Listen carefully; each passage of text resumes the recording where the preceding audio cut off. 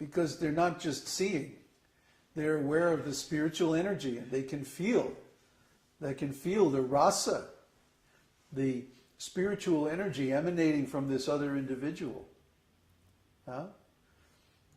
They have, because when you become self-realized, your spiritual senses become awakened.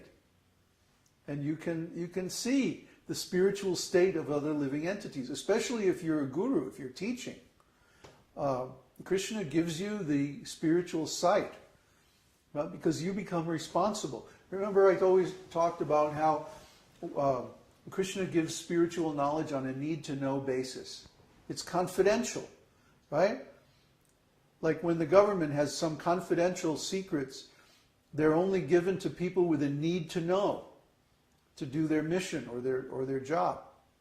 Similarly, Krishna gives spiritual knowledge on a need-to-know basis. If we take responsibility for helping other people advance in devotional service, then we get the knowledge that we need to do that mission. Huh? So a greatly advanced devotee who's teaching devotional service, he gets the spiritual vision to see who is who, to see who is advanced and who is not. So when he meets another soul who's very advanced in devotional service, naturally he can recognize him. It's nothing wonderful.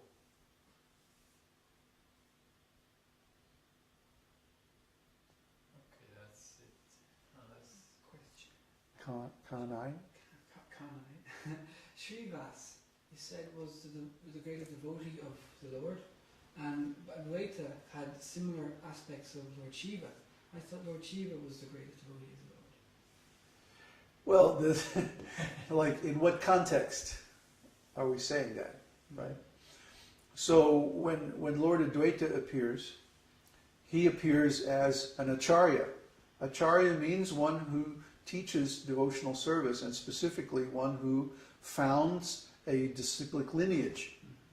Like Srila Prabhupada is known as the founder Ācārya, because he established a special lineage, a special branch of Lord Chaitanya's disciplic succession. And that branch is all very powerful, and it's going to last for a long time. Similarly, Advaita, he started a branch of disciplic succession, which is still going on today in India. Unfortunately, it's become a little corrupt, because they're saying that you have to be born in the family of Lord Advaita to be a guru. And of course, actually Lord Advaita did not accept that philosophy, because he, for example, accepted Haridas Thakur as the Ācārya of the holy name, and Haridas was born in a Muslim family. So, you know, the people who claim to represent Lord Advaita actually aren't following Lord Advaita's philosophy. So how can they represent him? You know, it doesn't make a whole lot of sense. But anyway, he's an Ācārya. So within that context in which he appeared, at the time when he appeared, he was the greatest devotee of the Lord. He was like the most prominent disciple of Madhavacharya. See, as the disciple of Madhavendra Puri, he was the recipient of the ecstatic love in the conjugal mood that Madhavendra Puri had realized. So at that time, he was the greatest devotee of the Lord.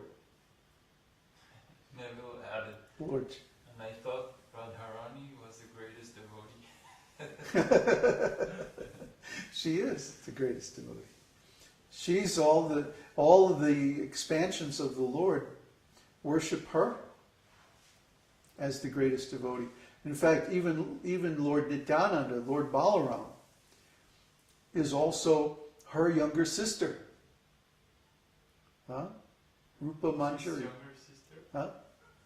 She's or her? Lord Balaram has a form as Ananga Manjari. Okay. Who is Radharani's younger sister, right? And also Manjari means that she's the servant. See, so even Lord Balaram takes lessons from Srimati Radharani. how to worship the Lord, how to serve the Lord. She's the greatest devotee. So in what context are we talking? See? Greatest always means within a certain context, compared to something. So when we say Lord Shiva is the greatest devotee, that means he's the greatest devotee in his context, which is in the Tatastha Shakti, because that's Lord Shiva's constitutional position, is that he appears in the Tatastha Shakti, in between the spiritual and the material energy. See? Shiva Loka is outside of the material world, but it's not in the Vaikunthas either. It's in the same area as Lord Mahavishnu, in the Tatastha area. So Lord Shiva's position is unique. He is the Supreme Lord, but at the same time, he's not the Supreme Lord. And Srila Prabhupada describes it as like milk and yogurt. Milk is pure, and it's the source of yogurt. Yogurt is also pure, but it's not milk. There's nothing but, the only ingredients in yogurt are milk and some little culture. But because of this, you can't say that yogurt is milk. It's not milk, but it's only milk. So similarly, Lord Shiva is the supreme, but he's not supreme. Because he's in contact with Maya. Maya is like the culture that turns the milk into yogurt. See, Lord Mahavishnu, even though he emanates the material energy, he's not in contact with it. But Lord Shiva is in direct contact with the material energy. Therefore, he cannot be worshipped as a supreme Lord. So then what is his position? He's the greatest devotee in the Tatastha realm. Question from Swati. Following the example set by Advaita Ācārya, can we pray Krishna to come to this world again to set it straight? The world is in a worse condition than it was then. Yes, Krishna has appeared as his holy name. So that's another answer to, is Krishna going to appear in Kali Yuga? Yes, Krishna appears as his holy name. Krishna. Yeah, Krishna. Krishna is there in his holy name. You can feel it when you chant. Krishna is there. Yesterday when we were talking to the Mormons, Uddhava just said the word Krishna, and I'm like, after talking, and Uddhava goes, Krishna, and it was like gold dust falling in my ears, like, I'll say it again. Yeah. Well, we were talking some time ago about the Mormons and how they base their whole religion on some gold plates that came from some angels. Oh, well, great. Let's see the gold plates. Oh, the angel had to take them back. Yeah, in case someone would scratch them. We don't know why the angel took them back. But somehow or other, the gold plates don't exist anymore. So they're basing their whole religion and their whole lives and everything on some one man's word. There were no other witnesses. There was no corroboration. There's no evidence. By himself in a field. Yeah. Yeah, okay. Yeah. He was out there in the field hunting mushrooms or something like that. Yeah. And so anyway, we don't know how these people can take one man's word for this outrageous proposition. Now, we're saying things that are similarly outrageous, that God is present in his name and stuff like this.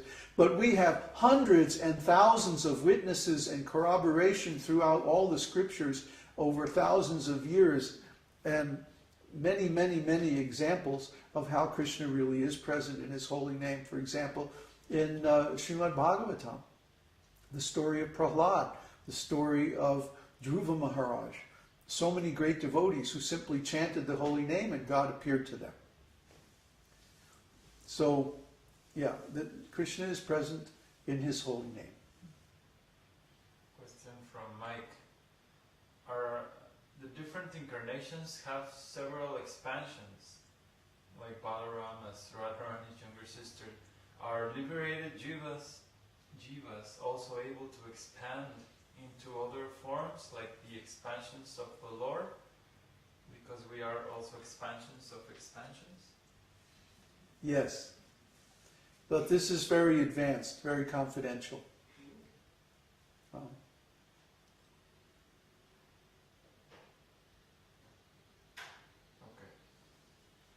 Any more questions?